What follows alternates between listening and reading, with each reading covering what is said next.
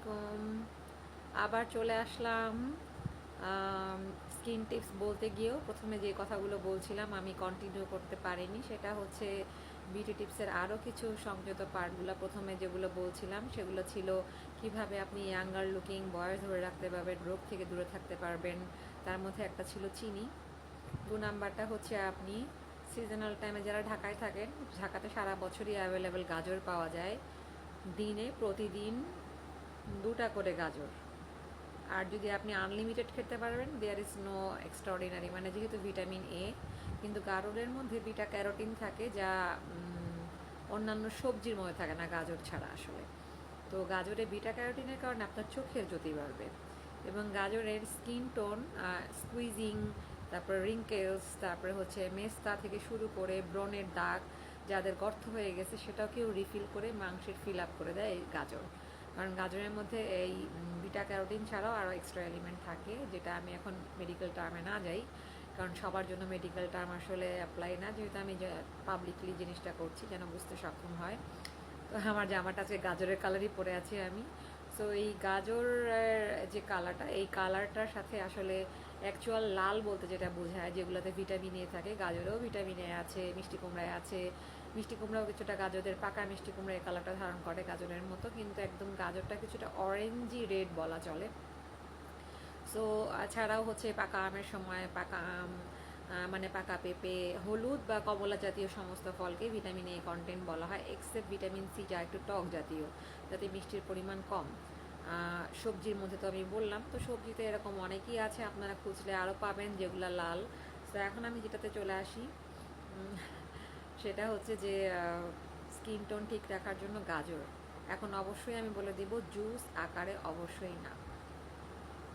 কেন জুস আকারে খাবেন না?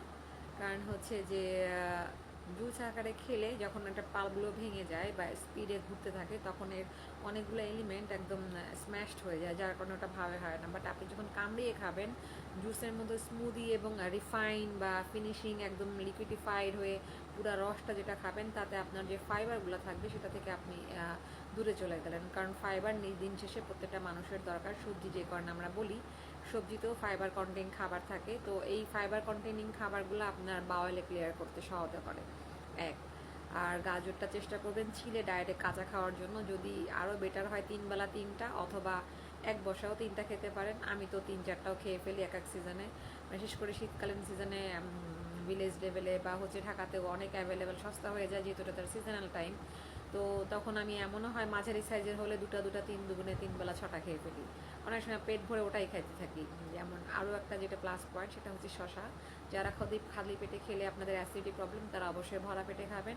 শশার অনেকগুলো গুণ আছে স্কিনের ত্বক সৌন্দর্য ধরে রাখার জন্য। এটা শুধু বিউটি হিসেবে পার্লারে যে স্কিনের উপরে লাগালেই সুন্দর হয় তা না, আপনি শুধু শশা খেলেও সেটা ব্লাডের মধ্যে যে আপনার স্কিনেই মূলত কাজ করবে।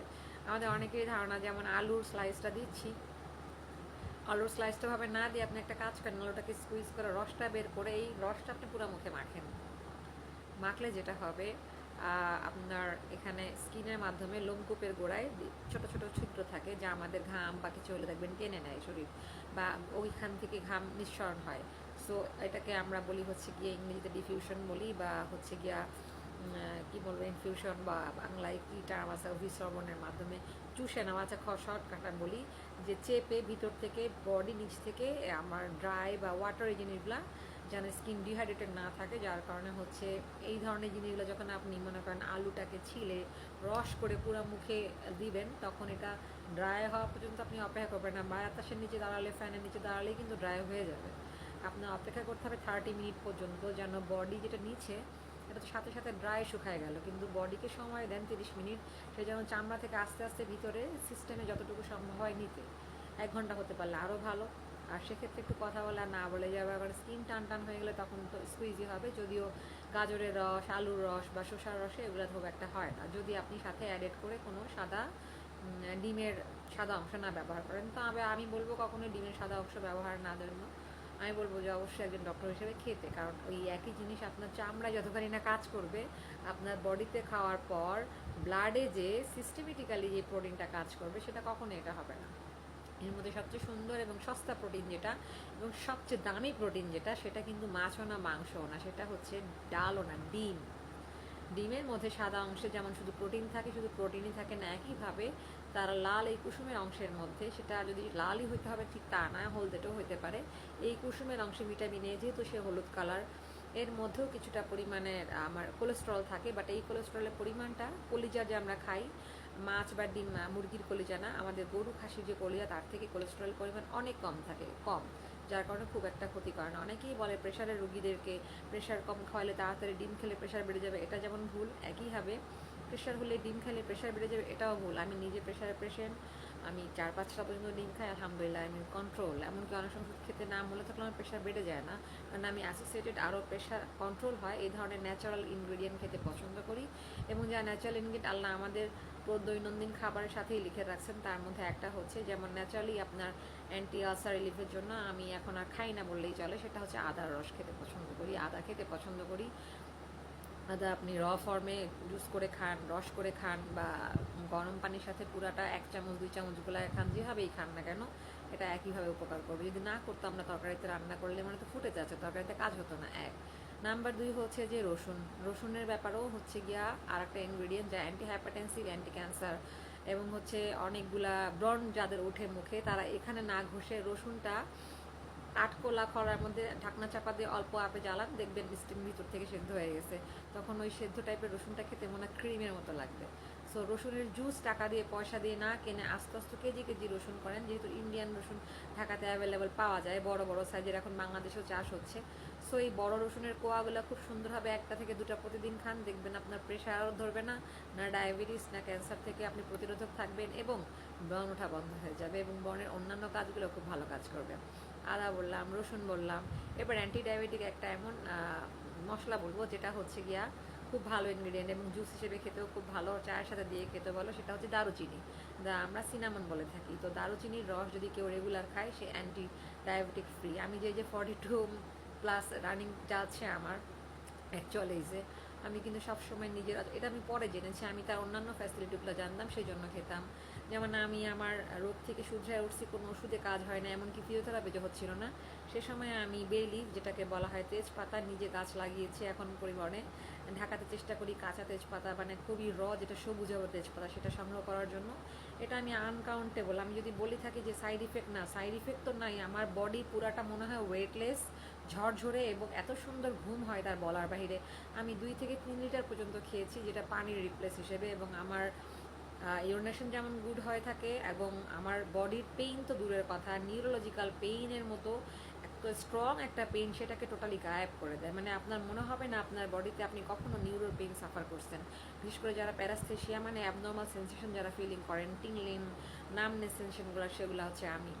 এগুলো হচ্ছে সব ন্যাচারাল ইনগ্রিডিয়েন্ট আল্লাহ দিয়েছে, কিন্তু আমরা এটা কী পরিমাণে খাই, আমরা তরকারিতে টেস্ট বাড়ানোর জন্য খাই, কিন্তু এটা যদি ন্যাচারালভাবে খেয়েও, এটা আমি অ্যাকচুয়ালি আমি যে অ্যাপ্লাই করছি নিজের উপরে কোনো কিছু না ঘেটে তা কিন্তু না, আমি রিসার্চ গেটে ঢুকে রিসার্চ সাইটে এস্টাবলিশ দেখে দেন আমি অ্যাপ্লাই করে দেন আমি আপনাদের বলছি। সো কি বললাম, ন্যাচারাল ইনগ্রিডিয়েন্ট দেখেন আদায় কাজ করে।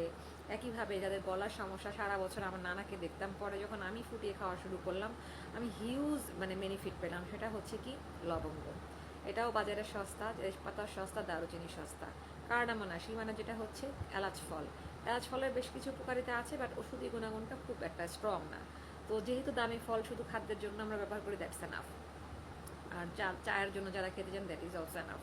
সো আমি কতগুলো এলিমেন্ট বলে ফেললাম, সবজির মধ্যে 2টা বললাম হচ্ছে কাঁচা আপনার, আর যারা কিডনির পেশেন্ট তাদের জন্য স্পেশাল একটা খাবার, সারা বছর খাবেন, আপনার কিডনি সেফ থাকবে। অথবা ফার্স্ট স্টেজ অফ কিডনি রোগে আছেন, যারা সিকেডি রোগী স্টেজিং 1-এ আছেন, ডায়াবেটিক লং সময়, যাদের 30 বছরের উপরে ডায়াবেটিস হয়ে গেছে, লম্বা সময় ইনসুলিন নিচ্ছেন, ইনসুলিন রেজিস্ট্যান্টের কারণে ক্রনিক কিডনি ডিজিজ ডেভেলপ করে স্টেজ 1-2-তে আছেন, তাদের জন্য বেস্ট সবজি হচ্ছে, তারা হচ্ছে আনকাউন্টেবলভাবে একটা সবজি চোখ বন্ধ করে খেতে পারবে, সেটা হচ্ছে চিচিঙ্গা।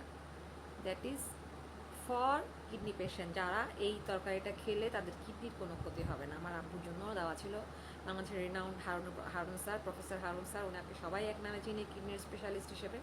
ওনার উপরে আমার মনে হয় না ওই রকম নাম করা রিনাউন্ড ফেসের হারুন স্যার আছে। সো যেগুলো বললাম সেগুলোকে টুকে রাখার চেষ্টা করুন, না তো ভুলে যাবেন। Bye bye.